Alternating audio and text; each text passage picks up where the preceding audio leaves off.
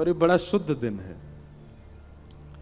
क्या कैसा ममत्व होता है माताओं के चित्त में। फिर वो आती है अहोई अष्टमी, उस दिन माताएं अपने बच्चों के लिए व्रत करती हैं। हमको तो ऐसा लगता है कि अच्छा, एक बात आपने कभी गौर की, व्रत का नियम मां को ही क्यों है, कभी भाइयों को क्यों नहीं है? कभी विचार किया इस बात पर? हम बताएं, दान उसी से मांगा जाता है जिस पर धन बहुत हो। दान उसी से मांगा, अब जैसे कई बार कथा कहीं होती है तो कई कमेटी के लोग कराते हैं, तो वो बड़े बड़े धनवानों के यहाँ जाते हैं, बोले कथा हो रही है कुछ योगदान करिए। क्यों सामान्य के यहाँ क्यों नहीं जाते? उसका घर से ही पता चल रहा है भाई सामान्य है, इससे क्या मांगे हम, जो खुद का ही भरपाई कर ले। लेकिन जिसका दिखता हाँ घर गाड़ी सब बढ़िया संपन्न है, तो उससे कहते हैं भाई कथा हो रही है उसमें थोड़ा योगदान दो। ठीक वैसे ही माताओं को व्रत क्यों और अपने लिए नहीं कर रही हैं, वो कल का व्रत पति के लिए, अहोई अष्टमी का व्रत बेटा के लिए, बच्चों के लिए, बेटी के लिए, बहुत सारे व्रत होते हैं। और मां कभी अपने लिए व्रत करती ही नहीं है। सोमवार के व्रत किस लिए? बोले अच्छा पति मिल जाए इसलिए सोमवार के व्रत। मंगलवार के व्रत किस लिए? बोले मेरे पति बच्चे सब खुशी रहे, हनुमान जी आप प्रसन्न रखो। फिर और कौन से? बृहस्पतिवार का व्रत, बोले नारायण भगवान हमारे परिवार से प्रसन्न। अपने लिए नहीं करती हैं वो इतने व्रत क्यों करती हैं? और व्रतों के नियम सारे माताओं के लिए क्यों है? क्योंकि माताओं पे पुण्य इतना होता है कि उनके पुण्य पर पलते हैं उनके पति और बच्चे। माताओं का पुण्य ही फलता है बच्चों को, माताओं का पुण्य ही फलता है उसके पति को।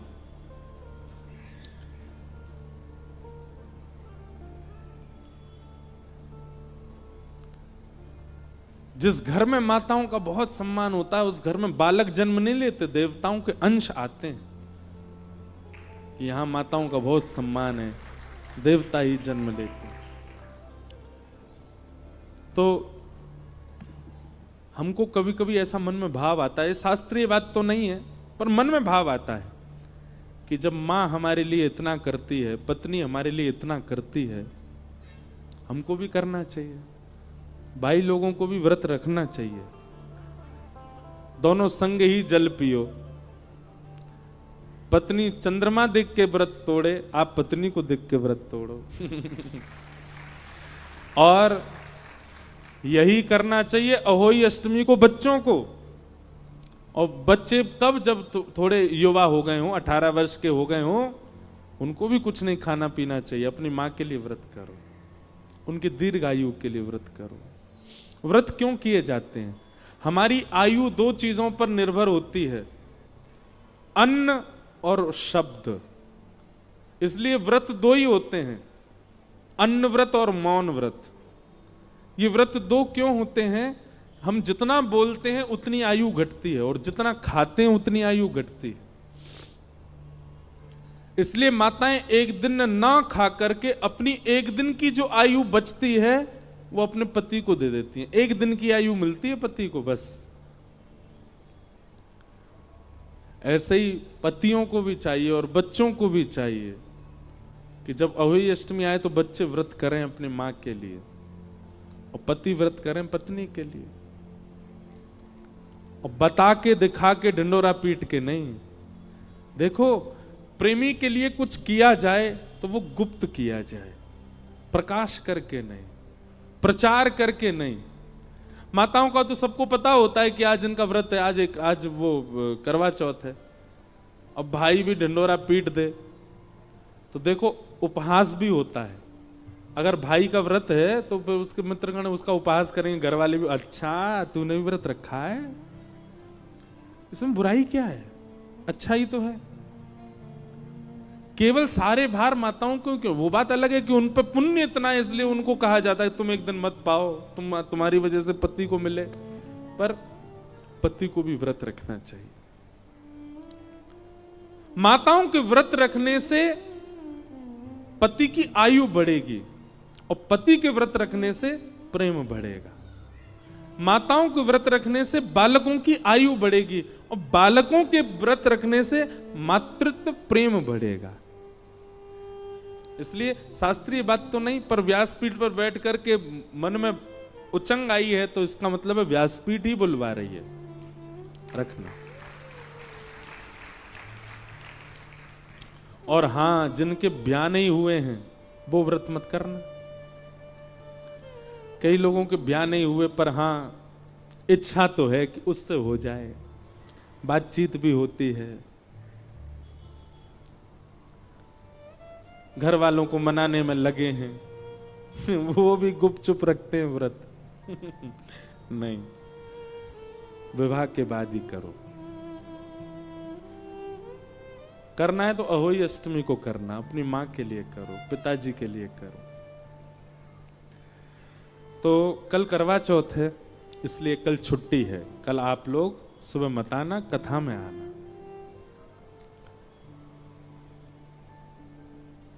बाकी हम परसों से मिलेंगे 11 से 12। लाल जी के दर्शन भी होंगे और उसके बाद फिर यहां कथा होगी। तो थोड़ी देर में महात्म्य पूरा कर देते हैं। ज्ञान का मतलब समझ गए किसको कहते हैं? यह विवेक उत्पन्न हो जाना, क्या सही है क्या गलत है, मेरे लिए, मेरे अपनों के लिए, समाज के लिए, यह बुद्धि विवेक प्रकट होना।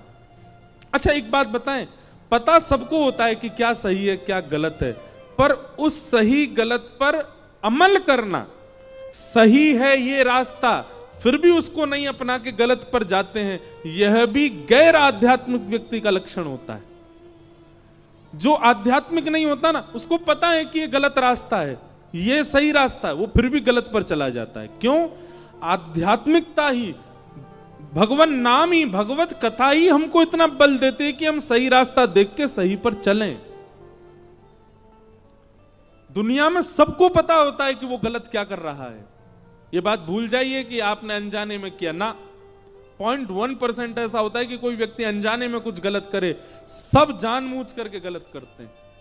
हमको पाप क्यों लगता है, हम नरक क्यों जाते हैं? यमराज ये तो कहते हैं क्योंकि हमको पता था कि ये पाप है फिर भी हमने किया। कथा विवेक बुद्धि जागृत कर देती है और विवेक बुद्धि जागृति नहीं करती, जागृत करने के बाद सतमार्ग पर चलवाती भी है। उसको विवेक, उसको ज्ञान कहते हैं। और वैराग्य मतलब सबके मध्य रहते हुए भी किसी के प्रति आसक्ति ना होना, ये वैराग्य है। सब छोड़ देना उच्चतम वैराग्य नहीं है। सबके बीच रह के किसी के प्रति ममत्व ना होना, ये उच्चतम वैराग्य है। जैसे प्रहलाद, जिनका मैं उदाहरण दे रहा था, तो मैं ये बात कह रहा था, कई बच्चे आते हैं, बच्चे आकर के बोलते हैं महाराज जी हम कॉलेज में रहते हैं, हम यूनिवर्सिटी में रहते हैं, हम पीजी में रहते हैं, हम हॉस्टल में रहते हैं, वहां तो ये सब गंदा खाते हैं, बच्चे सब ऐसा करते हैं, ये करते हैं। हम कैसे बच्चे? भाई देखो, जब दृढ़ता आ जाती है ना चित्त में, आपको पूछना नहीं पड़ता, आप वो खाओगे ही नहीं जो आपके बस का नहीं है। मुझे भिंडी प्रिय नहीं है, तो चाहे लाख भिंडी बनी हो मैं खाऊंगा। नमकीन से रोटी खा लेंगे लेकिन भिंडी नहीं खाएंगे।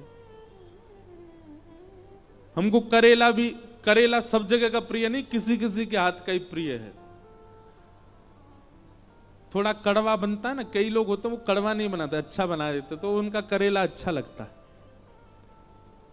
तो कड़वा अगर बना है तो मैं पाऊंगा ही नहीं। कभी कभी खीरा पाते हैं ना सलाद में, वो भी कड़वी होती है, तो कड़वा अगर खीरा आ गया तो आप छूते हैं उसको? नहीं छूते ना। तो फिर ये व्यसन और संसारी आकर्षण करने वाली जो वस्तु हैं, इनके प्रति हम इतनी सिंपैथी क्यों रखते हैं? कैसे बच्चे महाराज जी, सब तो करते हैं, हमको करना पड़ता है। फिर ऐसे नहीं, हर व्यक्ति के वश में होता है वस्तु का त्याग और वस्तु का स्वीकारीकरण।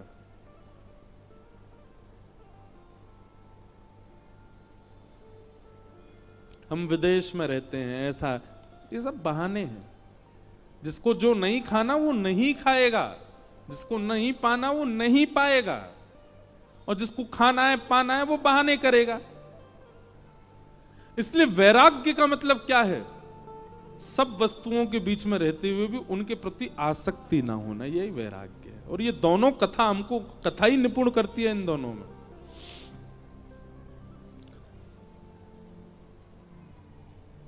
कथा कराओ ऐसी आज्ञा दी। कहां कराएं? बोले गंगा द्वार समीपे तू तटमानंद नामकम, हरिद्वार में कराओ, ऋषिकेश में कराओ, गंगा के तट पर कराओ। गंगा के तट पर भागवत की कथा हुई, सनत कुमार वहां व्यास बनकर के आए, अनेक जन पधारे, हजारों की तादाद में देवी देवता ऋषि महर्षि सब लोग कथा सुनने के लिए आए। तभी वहां भक्ति ज्ञान वैराग्य तीनों ने प्रवेश किया। भक्ति सुतौ तौ तरणौ गृहीत्वा प्रेमैक रूपा सहसा विरासित, श्री कृष्ण गोविंद हरे मुरारे नाथेति नामानि मुहुर्वदन्ति। भक्ति ज्ञान वैराग्य कथा में आते ही युवा होने लगे और इस प्रकार कथा के माध्यम से ज्ञान और वैराग्य वृद्धावस्था से निवृत्त हो गए। तो भैया हम सबके चित्त में ज्ञान वैराग्य वृद्ध हैं। 7 दिन के कथा प्रसंग से ज्ञान और वैराग्य का उत्थान करना है, विवेक बुद्धि को जागृत करना है, वैराग्य बुद्धि को चित्त में लाना है। ये आकर्षण, ये मोह, ये ममत्व आपका 7 दिन में कम होना चाहिए, तो आप कथा के श्रोता हो, नहीं तो नहीं। कथा मनोरंजन का विषय नहीं है, ध्यान से सुनिएगा। कथा नृत्य के लिए नहीं होती है, कथा समय पास करने के लिए नहीं है, कथा मनोमंथन का विषय है। मंथन किया करो। मैं तो एक बात और कहूं, मेरा नियम है, अभी आज तो टूट गया, पर नियम है कथा के पहले, कथा के बाद 1 घंटा मौन। हमने नासिक में 1 महीना की कथा की, तब से हमारे वहां के महाराज जी ने नियम लगा दिया हमारी कथा में कि कथा से पहले और कथा के बाद आपको मौन रहना 1 घंटा। और उस मौन का यह प्रभाव होता है, कई बातें मंथन से, मौन रहेंगे तो मंथन चलेगा, मन चलेगा, मन चलेगा तो मन कहीं और चल नहीं सकता, भगवत भाव में ही चलेगा। भगवत भाव में चलता तो नए नए भाव उत्पन्न होते हैं, आते हैं बोलने में। श्रोताओं को भी चाहिए, कथा से पहले तो नहीं, पर कथा के बाद थोड़ी देर मौन रहो, किसी से मिलो जुलो नहीं, कुछ करो नहीं, एकांत में बैठ करके थोड़ा चिंतन करो, क्या सुन रहे थे हम आज। वो मंथन आपके चित्त को नवनीत प्रदान करेगा। मंथन से ही नवनीत आता है। किसी को मथो तो मथने पर उसका सार ऊपर आ जाता है। जैसे वस्तु को मथोगे तो उसमें से अग्नि आएगी, मतलब अग्नि सब जगह है, मथने की देरी है, प्रकट हो जाएगी। दही को मथो, मक्खन ऊपर आ जाएगा। ऐसे मन को मथने पर नवीन भाव उत्पन्न होते हैं, प्रेम उत्पन्न होता है, ज्ञान उत्पन्न होता है, वैराग्य उत्पन्न होता है।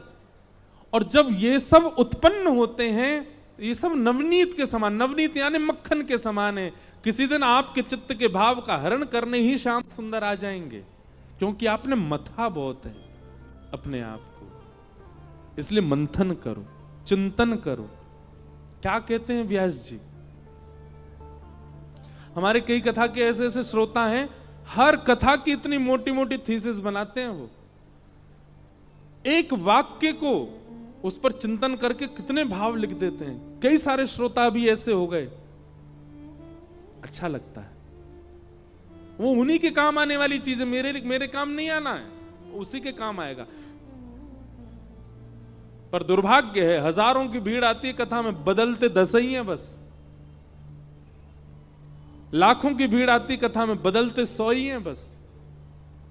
हमारे पिताजी कहते हैं भीड़ कितनी ये बड़ी बात नहीं, सुनने वाले कितने ये बड़ी बात है, समझने वाले कितने ये बड़ी बात है, बदलने वाले कितने ये बड़ी बात है। स्कूल में तो 4000 बच्चे पढ़ते हैं, पर आईएएस ऑफिसर 1 या 2 ही निकलते हैं। 4000 बच्चे एक साथ अटेंडेंस करते हैं स्कूल में, पर डॉक्टर 5 ही निकलते हैं।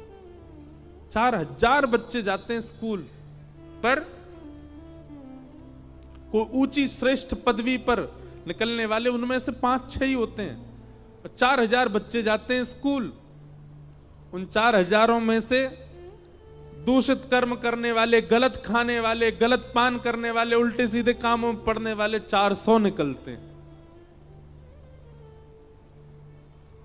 कथा में आना बड़ी बात नहीं है, कथा में तो बहुत लोग आते हैं। कथा से सीख करके जाना बड़ी बात है, कथा से स्वयं को परिवर्तित करके जाना बड़ी बात है। नहीं तो आप समय व्यर्थ कर रहे हो यहां बैठ करके। इसलिए भैया ज्ञान और वैराग्य दोनों उत्पन्न होने चाहिए अंतिम दिन तक कथा के, नहीं तो आपका कथा सुनना और मेरा सुनाना दोनों व्यर्थ हो जाएगा।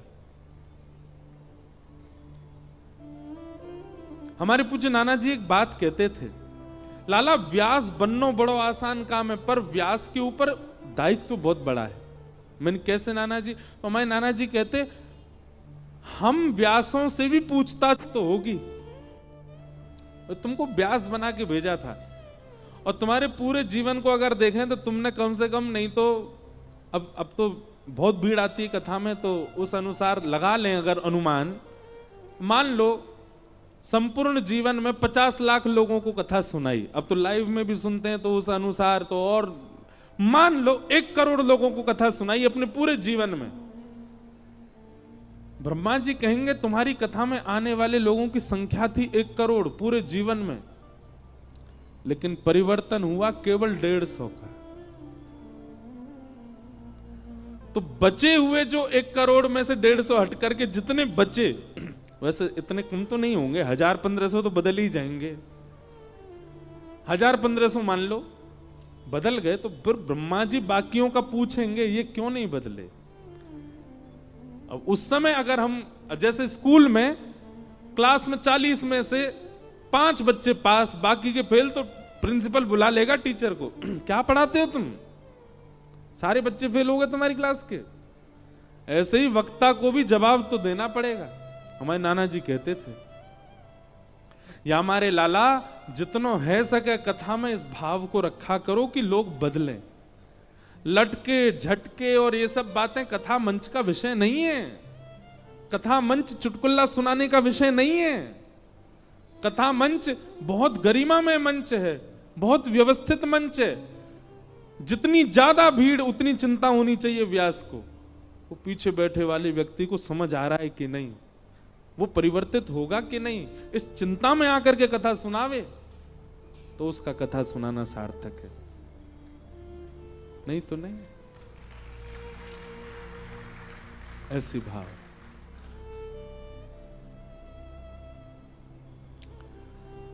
तो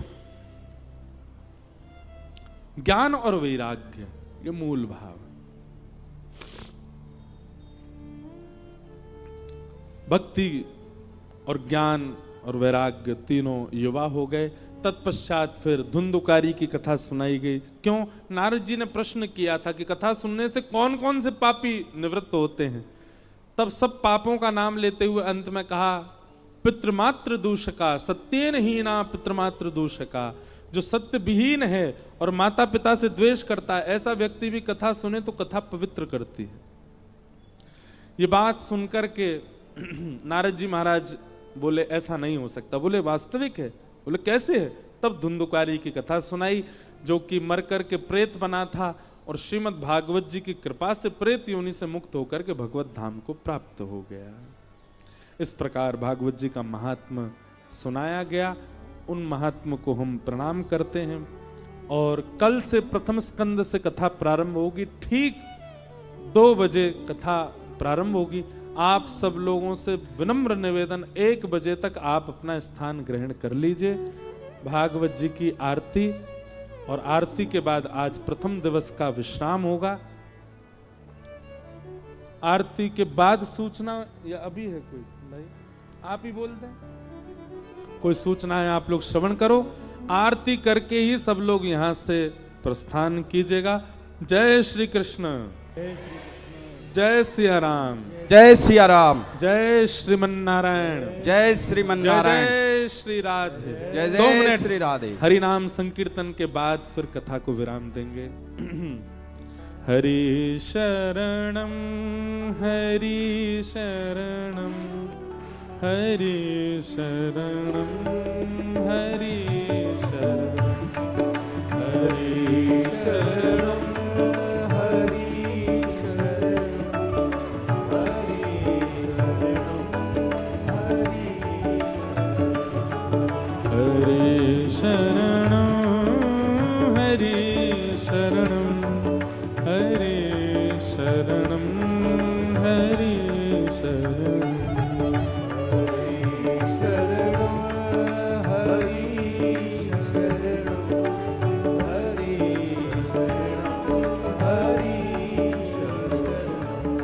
यही एक मंत्र है प्यारा, हरि शरणम हरि शरणम।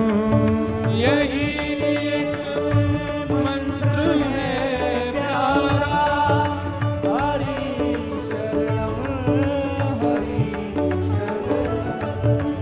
सभी मिल भाव से गाओ, हरि शरणम हरि शरणम। सभी प्यार से गाओ, हरि शरणम हरि शरणम। हरि शरणम हरि शरणम, हरि शरणम हरि शरणम।